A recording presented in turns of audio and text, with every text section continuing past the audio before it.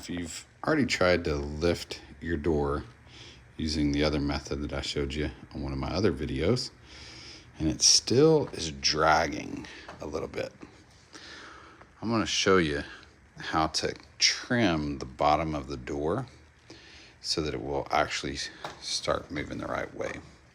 Now, some people like to cut into the hinges or cut in a little bit more above the hinge. I don't like to do that. I'd rather trim the door.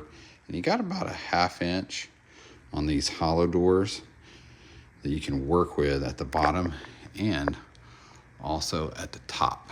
So here we go. Now, the first thing you want to do is grab your drill and you're going to unscrew all these screws on all 3 of these hinges. Now, I typically like to just unscrew the ones that are connected to the frame instead of messing with the ones connected to the door. It's a little bit easier to line it back up and screw them back on. So I'm gonna start that right now. Now what I do is I take the bottom, the middle, and then the last one I'll do is the top, and then I'll put my hand on the door and hold it so that way it doesn't fall. You don't want to lose that. And in this case, you don't want to hit a TV or knock a nightstand over.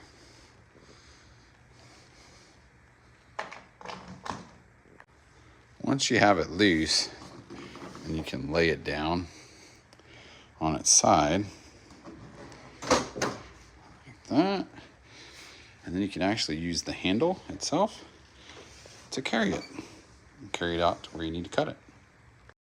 I grabbed these 2 nifty stands from good old Harbor Freight, not very much, just so I can put the door on top of it and make it easier for me to cut. Now once you have it on the stand, you want to make sure and cut the correct side. And the easiest way to remember this is that on a 6-panel door, the 2 small ones go at the top, or you can take a pen or pencil and mark down here that this is the side that you want to cut. Now if yours is barely rubbing on the carpet, you can use a sander with some fine sandpaper, fine grit sandpaper, and just run along the bottom, and that will also give you what you need. But in my case, it's a little bit more, so I'm going to go ahead and I'm going to take this level and I'm going to secure that to the door itself just to give me a guide to cut off about 1/8 of an inch for mine.